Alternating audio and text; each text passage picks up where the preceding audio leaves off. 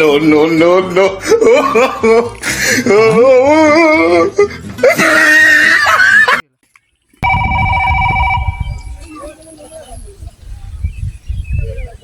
কি লাশ পাওয়া গেছে? লাশ কোন জায়গায় ওটা?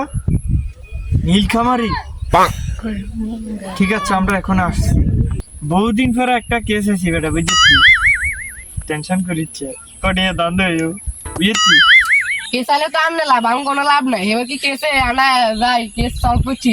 আনে আংরা অংশ দুই আবার দিছেন, 50,000 টিয়া নিয়ে লোকেশন পকেটে। আরে তোমরা টেনশন করিও না, আগের বার দিনে এখন দিমু, এখন সমান ভাগ হইব, ঠিক আছে নি? তো ওই চলো আমরা দেখি। আমাদেরকে ফোন দিছে কে? আপনারা কারা? আপনাদেরকে চোরের মতন লাগছে। কি বললি? আমাদেরকে চোরের মতো লাগে? আমরা সিঁড়ি দিকে চর চর, আমার ভুল হয়েছে, ক্ষমা করে দিন।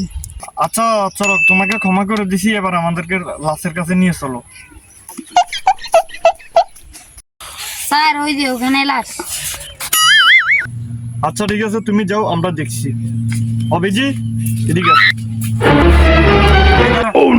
তোরা যে লাশের কাছে যা কিছু পাস, স্বর্ণ, টাকা পয়সা, গহনা, গোল্ড, সব আমার কাছে জমা দিবি, ওকে? No, no, no, no.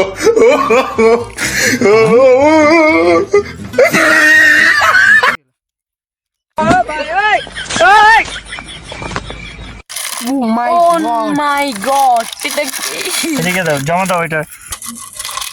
ও মাই গড, বিদেশি হীরা। No, no, no, no. Sir এটা কি? আচ্ছা যাও, তোমরা লাশ মর্গে পাঠিয়ে দাও, আমি এটা কি দেখছি, ওকে? ওকে।